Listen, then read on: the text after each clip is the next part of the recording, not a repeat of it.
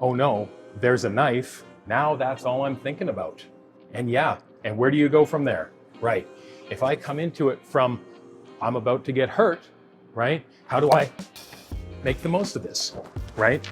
Now, I don't have to carry this through to anything, right? I have control of you. I can carry it through there. I can do a disarm. I can do whatever I need to do in that moment.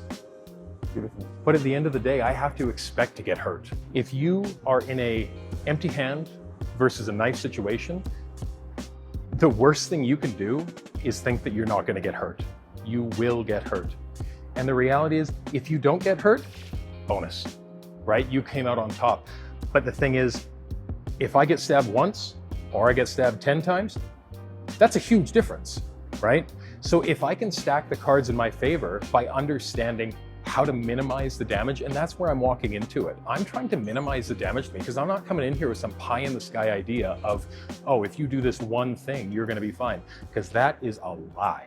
What's up, guys? I'm here with Dax Williams, and today we are going to be talking about demystifying Filipino martial arts. Now, Filipino martial arts is a wide range, tons of different practitioners, tons of different systems, but all boiled down to a simplistic fashion. It is using weapons and training with weapons in order to defend yourself. Dax, you see a lot of different styles. You've been in this how long in Filipino martial arts? 20 years through Filipino martial arts. Yeah. What would you say if somebody was to be looking to study Filipino martial arts? What type of system should they look at if they want it to be more reality-based or real, where it could be maybe plugged into self-defense, or a weapons-based system where they would want to know how to handle themselves? I think at its core, it's less about the system that you're learning, and I think it's more about the instructor that you're going to. Is the instructor that you're going to spend an awful lot of time showing you what they can do, as opposed to things that are workable for you as an individual?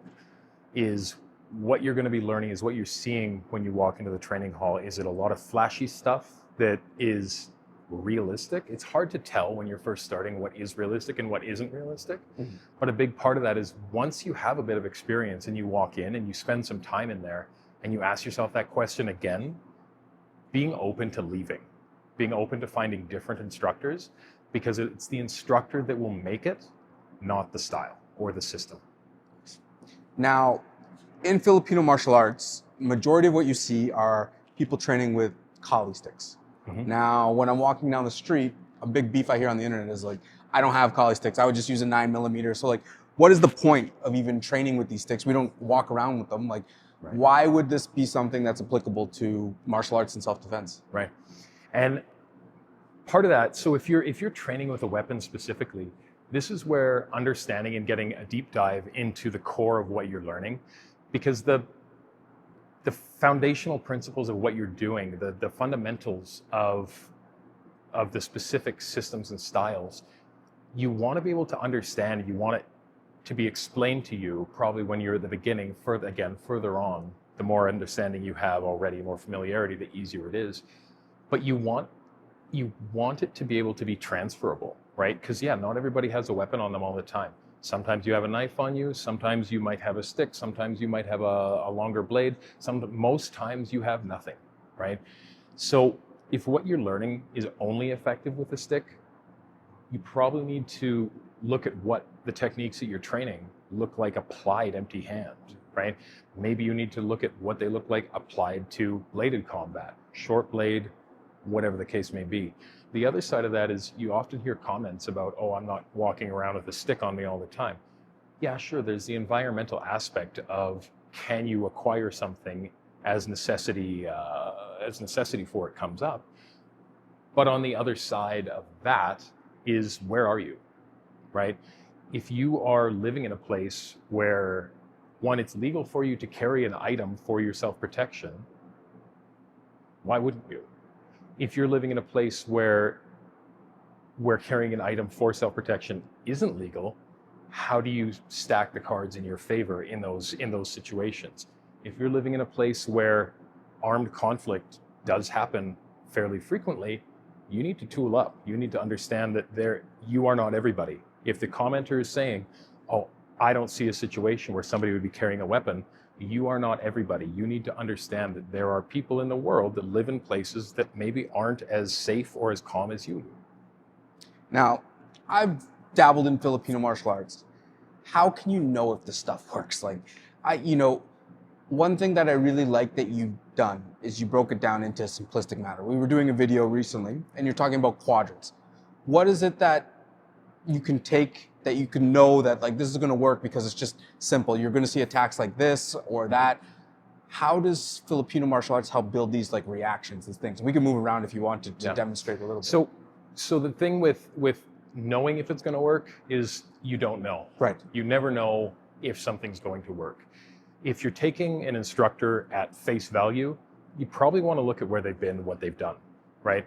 Tournament play is different than real life situation. Being a high level of promotion in whatever system you're learning, if you're leaning really heavily on certificates, maybe you don't have that application. Maybe you don't understand the real application of what you're learning.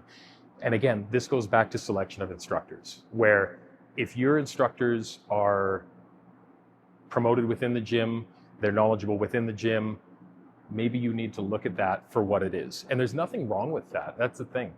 Somebody that hasn't been in a real world situation or in a number of real world situations, actual combative situations, real fights, that doesn't take away from their ability, but it probably takes a certain amount away from their ability to accurately explain to you what they're teaching you and why they're teaching it to you. And you were talking to me a little bit about the types of professions that tend to do better with this. Mm-hmm. You're talking a little bit about civilian versus maybe military versus officers versus corrections. Yeah. What type of people really can take these type of teachings and tools and implement it into their career? I think anybody that ends up in a scenario where it's a possibility should endeavor to make their own effort beyond what's provided to them. If you're in law enforcement, if you're in the military, you'll be provided with a certain amount of training, but oftentimes that training is limited to deniability of the employer, where if you're applying things at your job, if you're law enforcement and you have to every day come out with dynamic solutions for problems that are coming up day after day after day, it's on you. You need to be going and looking for the best sources of information, the best places, the best people that can provide that to you. Military is going to be different than police, than civilian. And that's the nature of the game, right? You're going to end up with people of all types that are going to come in and train. You're going to end up with people from all different avenues that are going to take away different things from what you're training. And that's where, as an instructor, it's really important to both diversify your understanding and also tailor your teaching to the people you're teaching. Again, because the way I teach civilians isn't always, it's not always going to be the same as the way I train military guys. It's not always going to be the same as the way I train law enforcement guys. And again, a lot of that is in the details of what you're going to experience and also the questions, right? Are you an active participant in your training? Are you asking questions? What about this? What about this?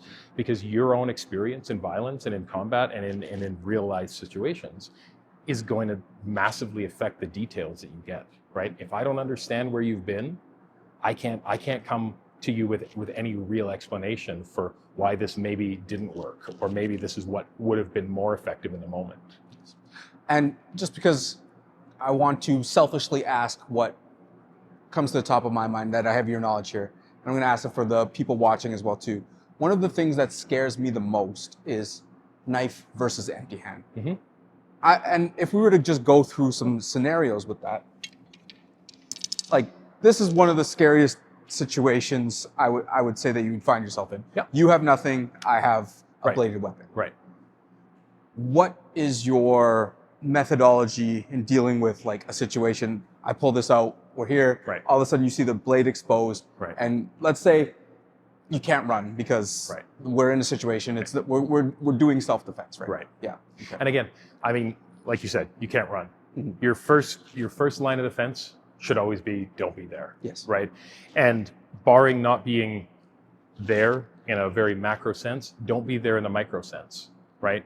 When you attack, what should I do, right?